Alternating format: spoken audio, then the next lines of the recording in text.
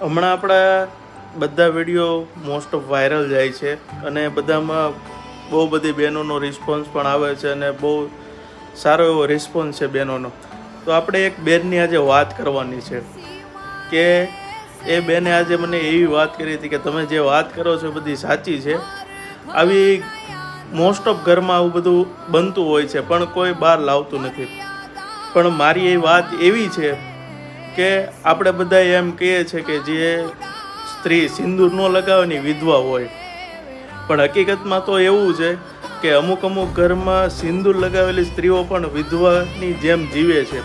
આ એ બેનની વાત હતી કે આ તમે સમાજની સામે લાવો કે ખોટી માન્યતાઓ બધી છે ને એ દૂર થાય, એમ કે સિંદૂર લગાવ્યા હોવા છતાં એનો પતિ હયાત હોવા છતાં એ ઘરમાં વિધવાની જેમ જીવે છે. અને આ વાત કેટલી સાચી છે ને એ તમારે કહેવાનું છે.